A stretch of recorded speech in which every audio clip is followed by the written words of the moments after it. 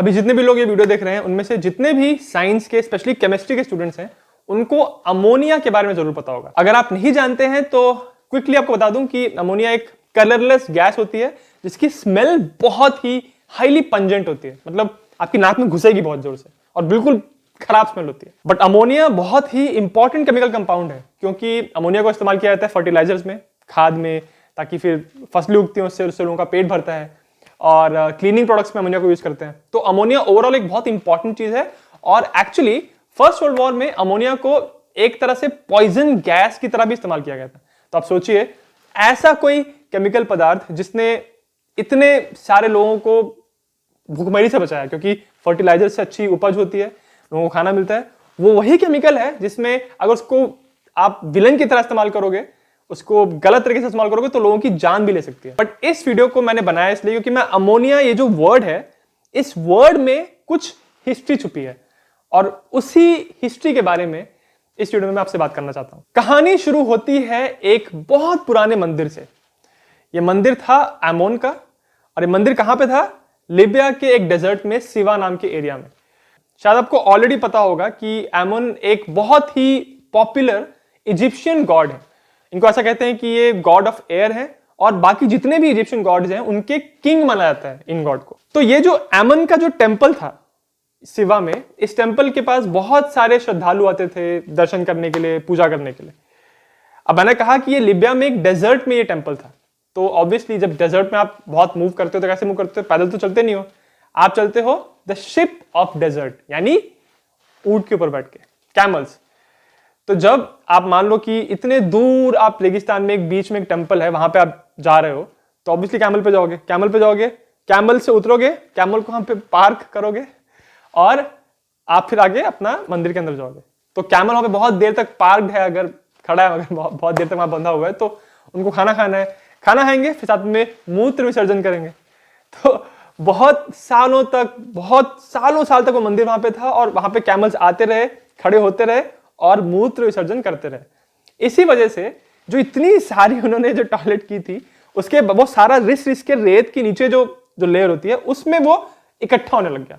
मतलब ऑब्वियसली एक साथ इकट्ठा नहीं हुआ था, बट जो नीचे जो लेयर थी ना, उसमें जो पार्टिकल्स थे, जो मिट्टी के पार्टिकल्स, सैंड के पार्टिकल्स, उसमें अच्छे से घुलना मिलना स्टार्ट हो गया। तो लगभग 100-150 साल के बाद यहाँ पे 106 BC में यहाँ पे रोमन आर्मी आई और उन्होंने, इसके पास एक ओएसिस था, मतलब होता है ना कि रेगिस्तान के बीच में एक थोड़ी सी जगह होती है जहाँ पे पानी होता है, तो वहां पे ये आर्मी आई और उन्होंने अपना सारा डेरा जमाया और यहाँ पे खुदाई करना शुरू किया, ऑब्वियसली अपनी पोजीशंस बनाने के लिए, रेस्ट करने के लिए।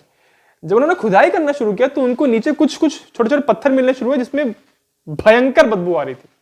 और जब आपको जमीन के नीचे ऐसे बहुत सारे पत्थर मिलेंगे तो ऑब्वियसली आपको ये होगा क्यूरियोसिटी कि क्या ये क्या चीज है। तो इन पत्थरों को उन्होंने फिर अपने मेन जो रोमन कैपिटल है वहां पे स्टडी करने के लिए भेजा कि क्या है इसके अंदर। जब उन्होंने स्टडी किया तो उन्होंने पाया कि भाई इसमें बदबू आ रही है वो तो ठीक है, बट इसको आप यूज कर सकते हो कपड़े धोने के लिए, सफाई करने के लिए। और फिर ये पता चल गया कि ये जो बदबू आ रही है वो कैमल के टॉयलेट की बदबू है। तो ये ऑफिशियल हो गया कि अब सारी रोमन आर्मी को बता दिया गया कि आप जब भी कहीं भी कूच करते हो, आपके पास जो कैमल्स हैं उनकी टॉयलेट को आपको वेस्ट नहीं करना है, वो टॉयलेट आप यूज करो। और एक्चुअली फिर रोमन आर्मी में जो इन्फेंट्री के सोल्जर्स थे ना, वो उस टॉयलेट को इकट्ठा करते थे, अपने चीजों को धोते थे और ओरल हाइजीन के लिए भी यूज करते थे, मतलब कुल्ला करते थे उसी चीज से। तो ये जो छोटे छोटे पत्थर उनको मिले थे खुदाई करने के बाद, जिसमें से बदबू आ रही थी, उन पत्थरों को, उनका टेस्ट होता था नमकीन, नमक की तरह, तो उन पत्थरों को वो कहते थे साल अमोनियाक। और इस वजह से फिर एमोन का जो टेंपल था, ये नाम होते होते जो उससे जो चीज निकलती है, जो लिक्विड निकलता था, उसका नाम पड़ गया अमोनिया। तो आज जो ये केमिकल कंपाउंड इतना इंपॉर्टेंट है, उसका नाम वो हिस्ट्री में वहां से शुरू होता है। बट अभी भी कहानी खत्म नहीं हुई है। फर्स्ट वर्ल्ड वॉर में जर्मनी में एक आदमी था जिसका नाम था फ्रिट्ज हेबर। वो एक बहुत ही कमाल का केमिस्ट था और उसने इस बात को देखा कि अगर मिट्टी को अपनी को उपजाऊ रखना है तो उसमें नाइट्रोजन रहना चाहिए। अब नाइट्रोजन उसमें डाला कैसे जाए? नेचुरल तो आप डाले, जो वो तो अपने आप आता है, नेचुरल जो होता है, बट अगर आपको आर्टिफिशियली इसमें नाइट्रोजन डालना है तो आपको चाहिए फर्टिलाइजर, और फर्टिलाइजर में आपको डालना है अमोनिया। बट अमोनिया को इंडस्ट्रियल लेवल पे बनाया कैसे जाए? इतना सारा आपको अमोनिया चाहिए होता है अगर आपको बड़े स्केल पे बनाना है तो ये फ्रिट्ज हेबर ने अपने एक दूसरे बंदे के साथ मिलकर एक प्रोसेस डेवलप किया। उस प्रोसेस से आप इंडस्ट्रियल लेवल पे बहुत सारा अमोनिया बना सकते थे। तो ये जो उसने प्रोसेस बनाया इसको कहते थे हेबर बॉश प्रोसेस, और ये बहुत फेमस है। अगर आपने केमिस्ट्री पढ़ी है स्कूल में तो आपको पक्का पता होगा। Haber Bosch process is the official process to make ammonia on a large scale. तो इस बंदे ने ये जो उसने प्रोसेस बनाया था इसकी वजह से उसको 1918 में नोबेल प्राइज भी मिला था, क्योंकि इसने बहुत बड़ी मानवता की जो प्रॉब्लम है वो सॉल्व की थी फर्टिलाइजर को लेके। परंतु फ्रिट्ज हेबर ने ये अच्छा काम तो किया था, बट फर्स्ट वर्ल्ड वॉर में ये एक बहुत इंपॉर्टेंट आदमी था, इसलिए क्योंकि इसने पॉइजन गैस के इस्तेमाल को सपोर्ट किया था। इसने ये कहा था कि अगर इंसान की मौत हो रही है तो चाहे वो गोली लग के मौत हो, चाहे हाथ पैर कट के मौत हो, या चाहे पॉइजन गैस से मौत हो, मौत तो मौत ही होती है। तो इसने इस बात को सपोर्ट किया था। और एक्चुअली इसने फिर क्लोरीन गैस जो पहला केमिकल वेपन था फर्स्ट वर्ल्ड वॉर में, उसमें इसका योगदान था। और उसके बाद अमोनिया को भी कैसे वेपनाइज करके यूज किया जा सकता है एनिमी के खिलाफ, उसके लिए भी इसने अपना बहुत भारी योगदान दिया था। और सेकेंड बैटल ऑफ यीप्रो जो था, जिसमें एक दूसरा केमिकल वेपन जिसको एक्चुअली उनको टेस्ट करना था, उस वेपन को टेस्ट करते समय ये बंदा एक्चुअली वहां पे था ग्राउंड पे, और इसने अपने सामने इस गैस को रिलीज करवाया और देखा कि कैसे एनिमी के ऊपर क्या इसका नुकसान होता है। आप सोचिए कि आप एक ऐसी चीज बना रहे हैं जिसको आप, उस गैस को आप अगर रिलीज करें तो लोग खांस के उनकी आंखें में से खून निकल रहा है, मर रहे हैं लोग। इस तरह से केमिकल वॉरफेयर का इस्तेमाल हुआ था फर्स्ट वर्ल्ड वॉर में। इस बंदे ने केमिकल वेपन्स बनाए, और उन वेपन से आप बच कैसे सकते हैं, ये जो गैसेज हैं, पॉइजनस गैसेज, आपको प्रोटेक्ट कैसे करना है, तो उसके लिए मास्क भी इस बंदे ने बनवाए थे। तो जब फर्स्ट वर्ल्ड वॉर खत्म हुआ तो 1918 में जब इसको नोबेल प्राइज मिला तो बहुत आलोचना हुई थी कि इस बंदे को नहीं मिलना चाहिए नोबेल प्राइज, इसने तो केमिकल वॉरफेयर को सपोर्ट किया था, बट इसको मिला नोबेल प्राइज।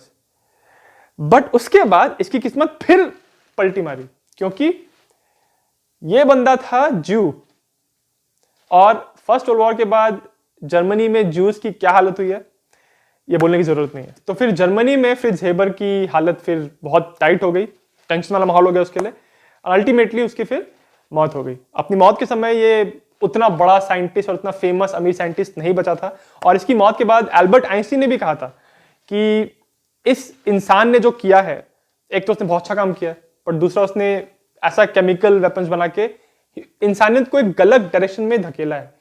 तो ओवरऑल ये जो आदमी है फ्रिट्ज हेबर, इसको लेके लोग दो तरफ बटे हुए हैं, क्योंकि इसने कुछ केमिकल वेपन्स बनाए जिससे हजारों लोगों की जाने गई और बहुत बुरी तरह उनकी जाने गई।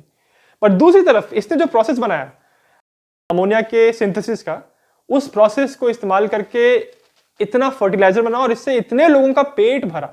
तो आप कह सकते हैं कि इसने लाखों लोगों की जान बचाई, उनको एक तरह से खाना दिलवा के।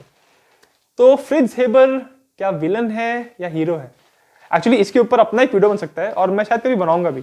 और जब मैं अगर फ्रिट्ज हेबर के ऊपर मैंने एक अलग से एक वीडियो बनाया तो उसका लिंक आपको इस वीडियो के डिस्क्रिप्शन में मिल जाएगा। जैसे आपने एक वीडियो देखा एक वर्ड की हिस्ट्री के बारे में, वैसे ही मैं कुछ और वीडियोस बनाने वाला हूं जिसमें मैं ऐसे जो हम डेली लाइफ में वर्ड्स देखते हैं, चीजों के नाम या किसी एक्शन को कुछ हम नाम दे देते हैं, उन सारे एक्शंस का अगर कुछ मिलिट्री ओरिजिन है या कोई हिस्टोरिकल ओरिजिन है, उन सारे वर्ड्स के बारे में मैं ऐसे वीडियोस बनाता रहूंगा, और उन सबको मैं एक प्लेलिस्ट में डाल दूंगा।